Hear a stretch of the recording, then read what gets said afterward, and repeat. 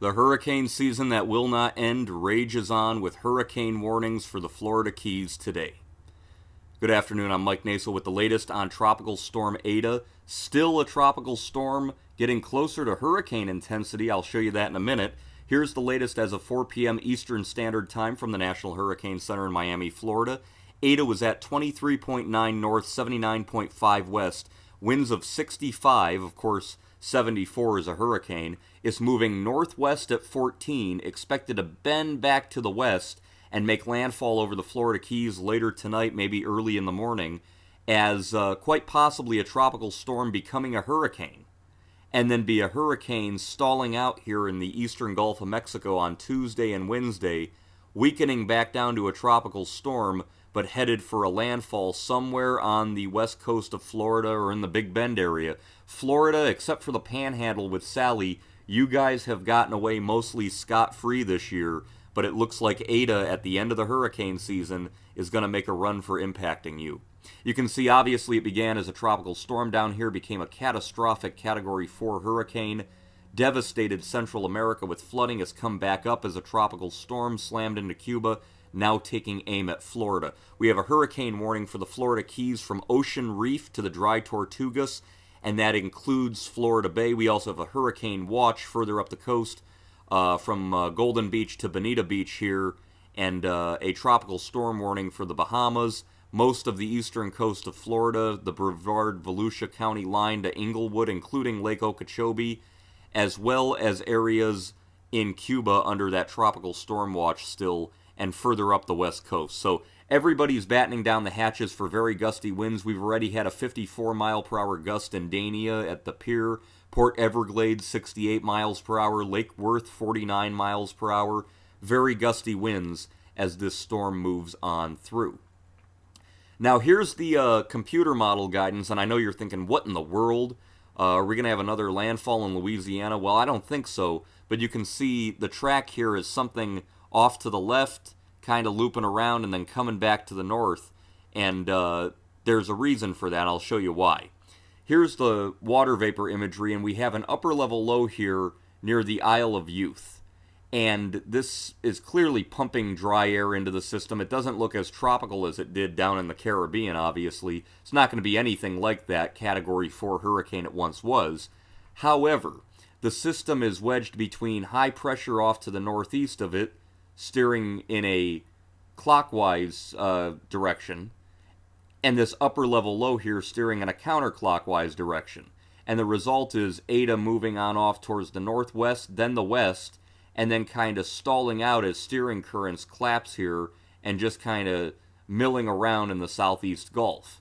However, we will have a trough develop and move through the United States, the central U.S., and that should eventually pick Eta up and slide it off to the northeast towards Florida. But again, that's a couple of days, and that's a lot of heavy rain. You can see there's the radar. We definitely had a mid-level I-type feature, and you can tell where the center is. Here are the Florida Keys right here, Key Biscayne, Key Largo, Miami up here. You guys are getting in on some of the heavy rainfall. And again, you can see that the rain estimates 10, 15 inches in areas here of South Florida. So anywhere from West Palm Beach all the way down to the Keys.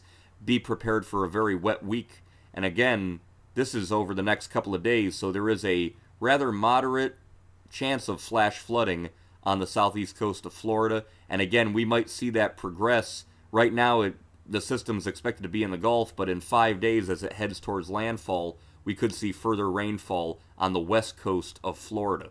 Right now, rain amounts over the last 24 hours or so. We had over an inch of rain here down in Key Largo, up in Miami, an inch and a half, 3 inches, 4 inches further north. There was a pretty heavy band persistent there moving across Florida. So again, heavy rainfall and the threat of flooding, no doubt. Water rises with storm surge very possible, 2 to 4 feet in the Keys, 2 to 3 feet further north, 1 to 2 feet along the entire North Florida coast into Georgia, and 2 to 4 feet here on the southwest coast areas of Bonita Beach, Marco Island, Goodland, Cape Sable. You guys are going to have water rises as well. Remember, the onshore flow here will push water in, and then if the system's sitting here, you could still have a flow over the Florida Keys. So a lot of water rises, a lot of water, and of course those gusty winds on top of that. The key messages with Eta: number one, hurricane conditions are expected tonight and early Monday across portions of the Keys, possible across southern Florida. Tropical storm conditions, as you can see, well away from the center. And number two, the life-threatening storm surge where those winds go on shore, possible along the south coast of Florida and the Keys. Residents in those areas should follow local official advice. And number three, heavy rainfall. Cuba, Jamaica, Bahamas, South Florida, even into Central Florida. Significant life-threatening flash flooding and river flooding in Cuba, as well as for Jamaica, the Bahamas, and South Florida as the system moves on towards the west.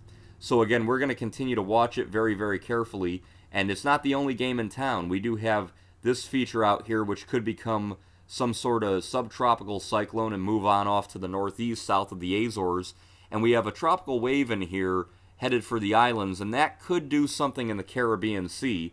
And again, we're looking at the modeling here.